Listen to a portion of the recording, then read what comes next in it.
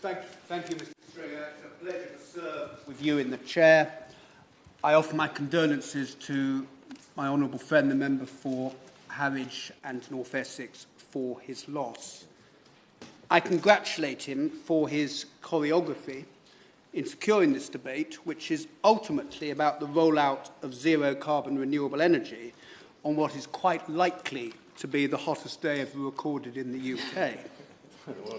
The transition to net zero provides enormous opportunities for East Anglia to be the engine room of the UK, bringing new, sustainable and rewarding jobs, not just for Waveney and Lowestoft that I represent, but right across the region.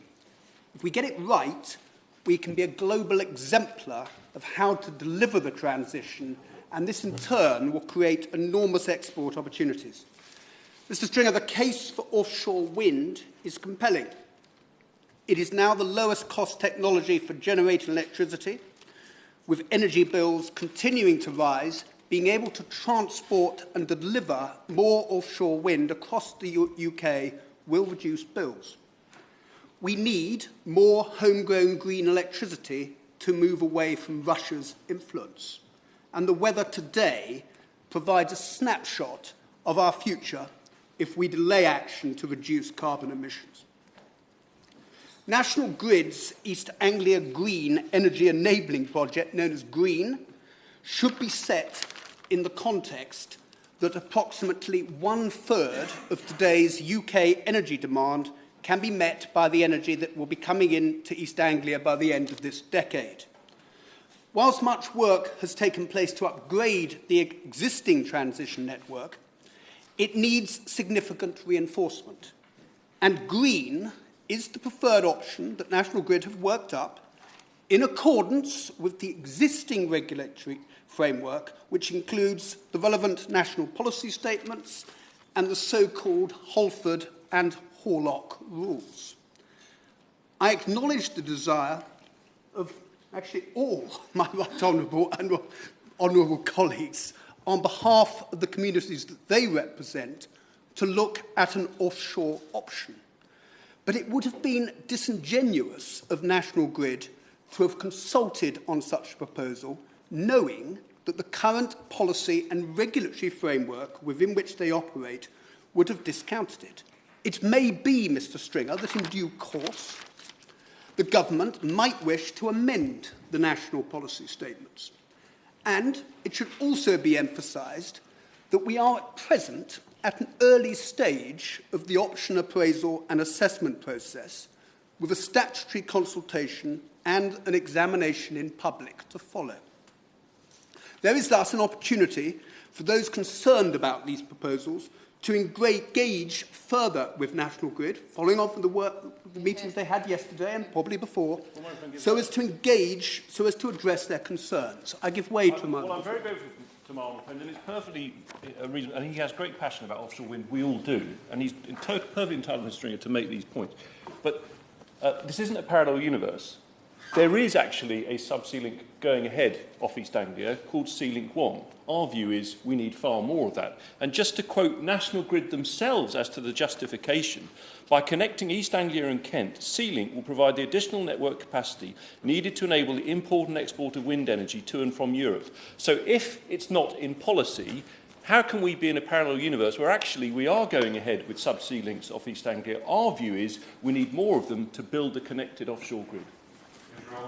I thank my honourable friend for that intervention, and actually I am coming on now to address that particular point and to highlight why at the moment that alternative is not viable under the existing framework. Taking into account that framework within which National Grid are operating, I make the following high-level comments on their proposals.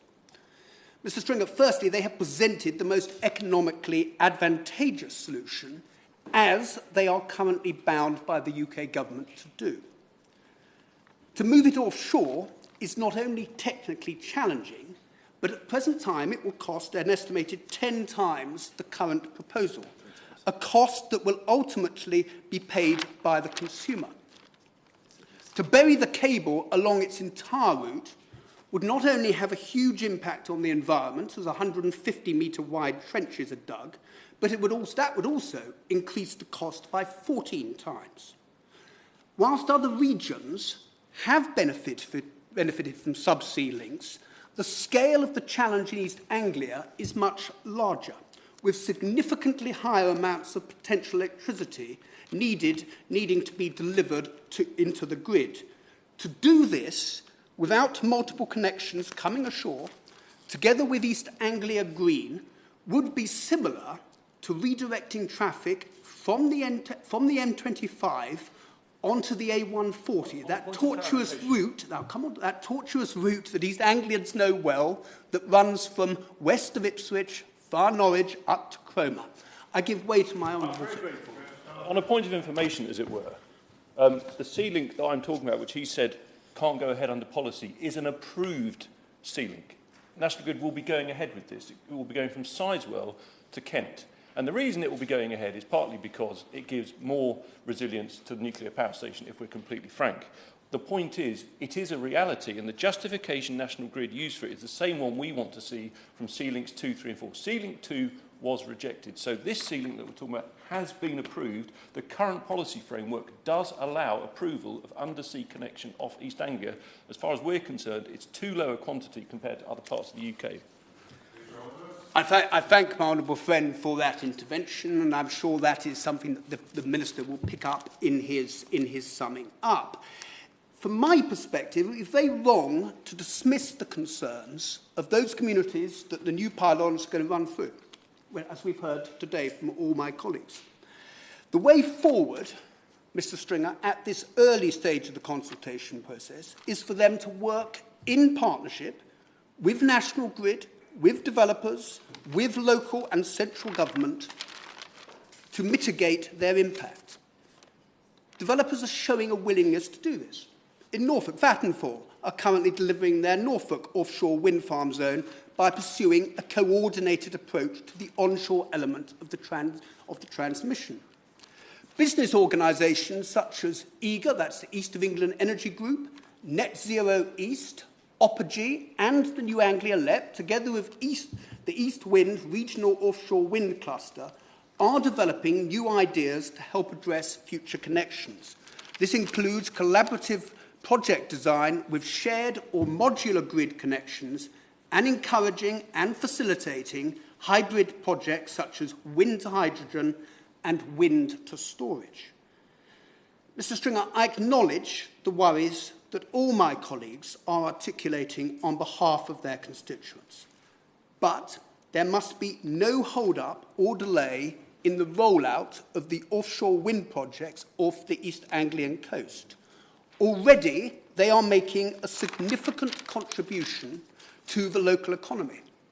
Scottish Power Renewables' £25 million operations and maintenance base in the Hamilton Dock in Lowestoft is already running, providing jobs, not just from people from my constituency, but from right across Suffolk and Norfolk.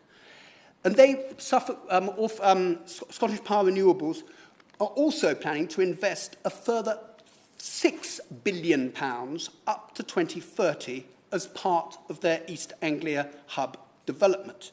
Such projects provide a once-in-a-lifetime opportunity, not only creating new and exciting and well-paid job opportunities for local people, which is vital as part of the levelling up process, but they are also critical for the overall prosperity of East Anglia and also for us to play our role in mitigating the impact of climate change that we are feeling so forcefully today. Thank you, sir.